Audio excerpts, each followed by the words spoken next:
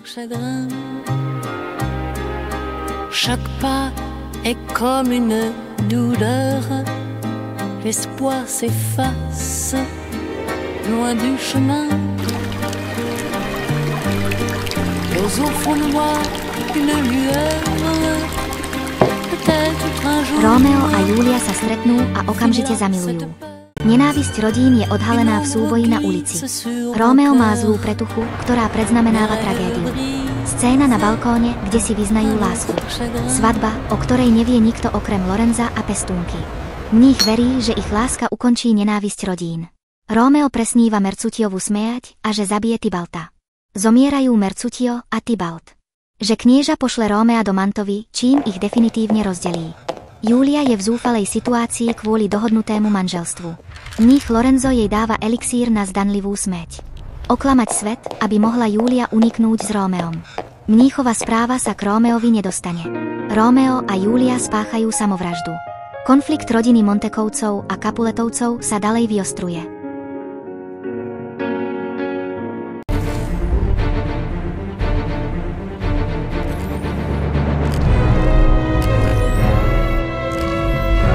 V spleti času, ktorý sa neúprosne točí, sa láska javí ako najväčšia ilúzia, konštrukt mysle vytvorený na prežitie nevyhnutnej samoty.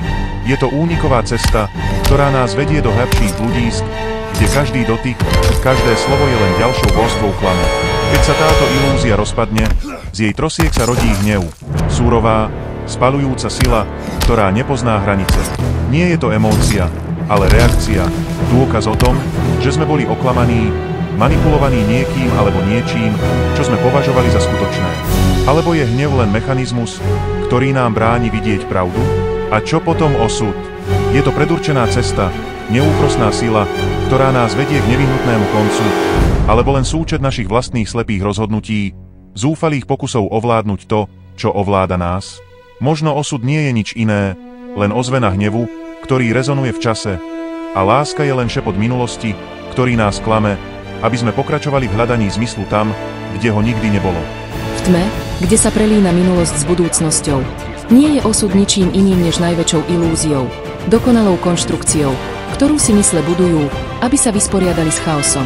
Nie je to predurčená cesta, ale ozvena nekonečných možností, ktoré sme si vybrali, alebo si myslíme, že sme si vybrali.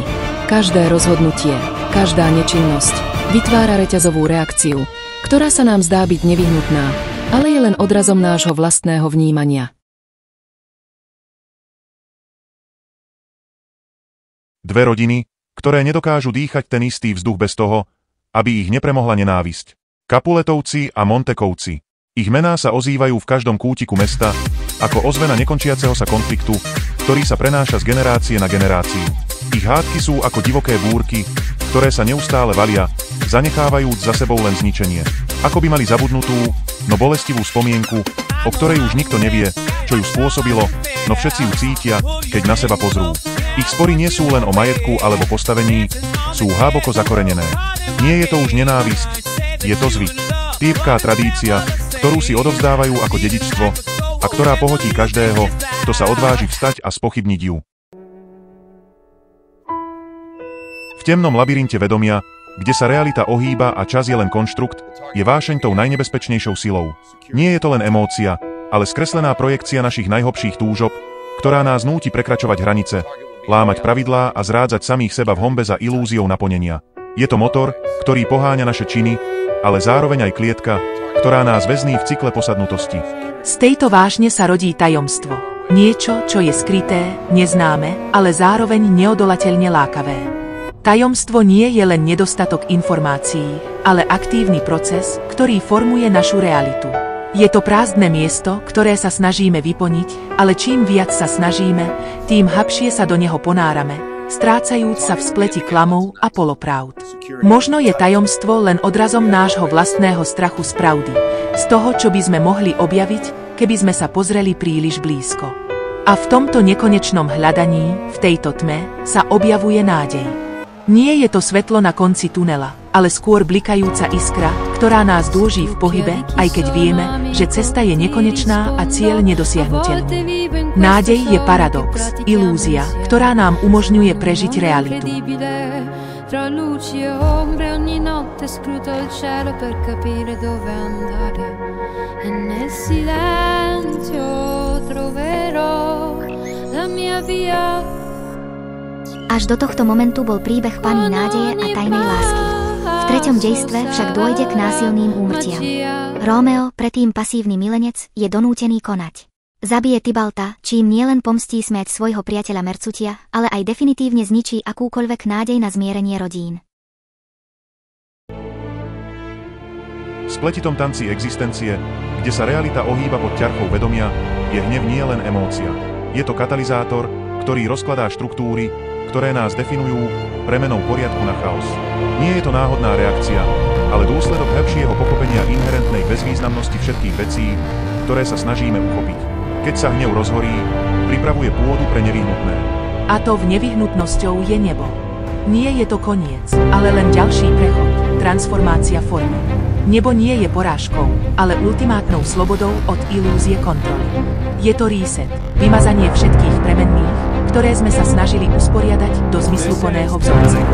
Vo vesmíre nebo nie je tragédiou, ale logickým dôsledkom, výsledkom, ktorý je rovnako predurčený ako akýkoľvek iný.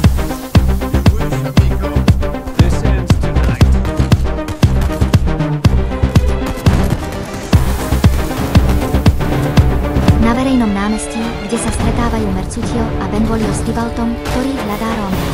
Keď príde aj Rómeo, Tybalt ho vyzve na súboj, no Rómeo, už ženatý s Júliou, odmieta bojovať a snaží sa ich zmieriť. Mercutio to považuje za zbabelosť a tak sa postaví na Rómeovu obranu. V bitke, počas ktorej sa ich Rómeo snaží rozdeliť, Tybalt smiateľne zraní Mercutia.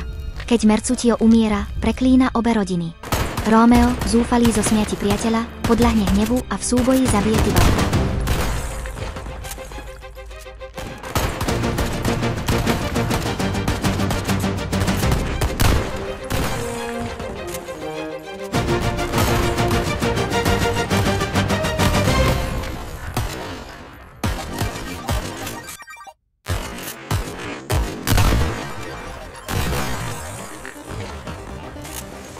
Knieža Escalus prichádza na miesto činu a vypočuje si svedectvo Benvolia, ktoré potvrdí, že Rómeo zabil Tybalta, aby pomstil smrť Mercutia. Knieža, aj keď mal rád Mercutia, rozhodne, že Rómea nepotrestá smrťou, ale namiesto toho ho vyženie z Verony do Mantovy.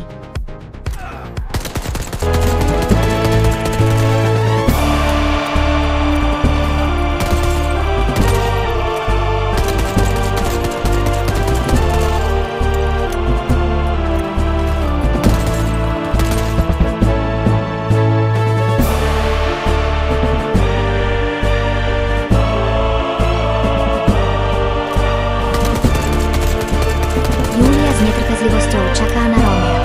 Pestúnka jej prinesie správu o súboji, v ktorom Rómeo zabil Tybalta a bol vyhnaný z mesta. Júlia je zmetená a zničená, ale napriek Tybaltovej smiati ostáva Rómeovi verná. Pošle pestúnku, aby našla Rómea a doniesla mu jej pôsteň ako znak lásky a dôvery.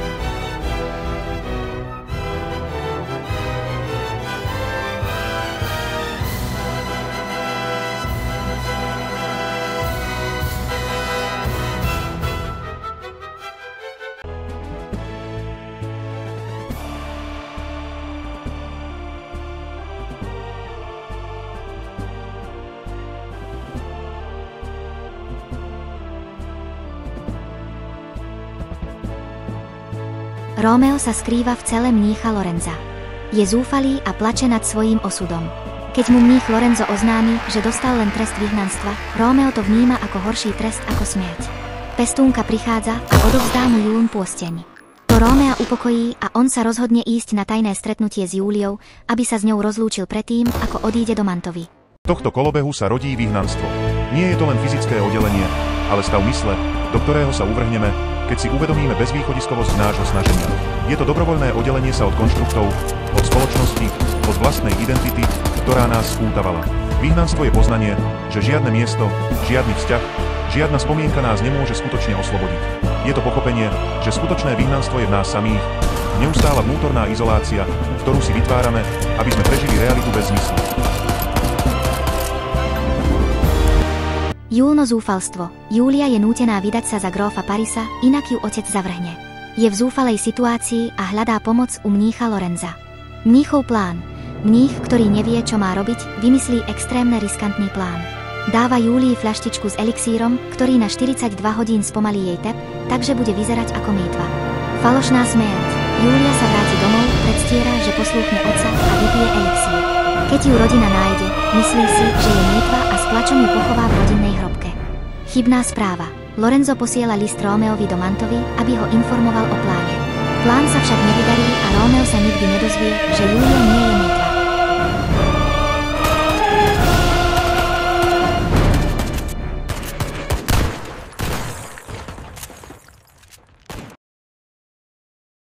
V temných zákutiach mysle, kde sa ozvena reality stráca v šepote pochybností, je zúfalstvo pôvodnou silou.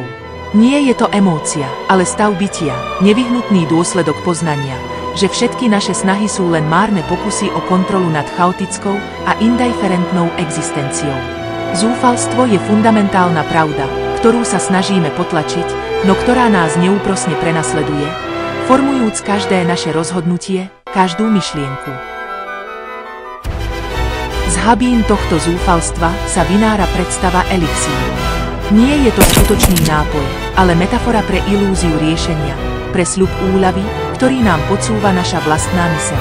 Elixír predstavuje falošnú nádej, akúsi skratku k úniku z nekonečného cyklu utrpenia.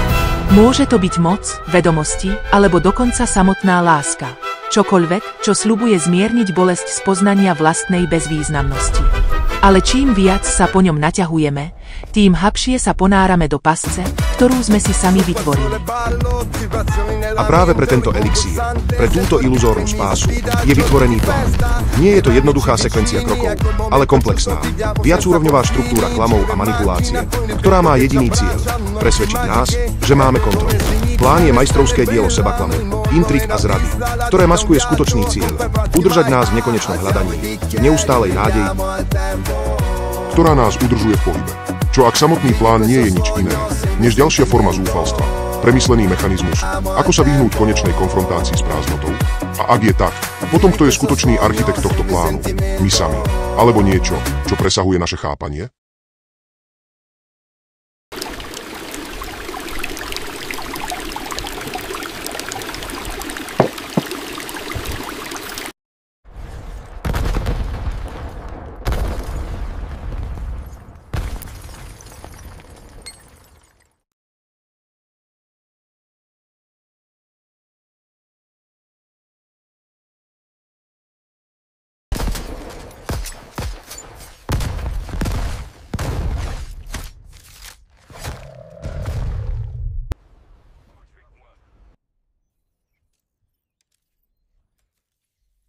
General, the device is online.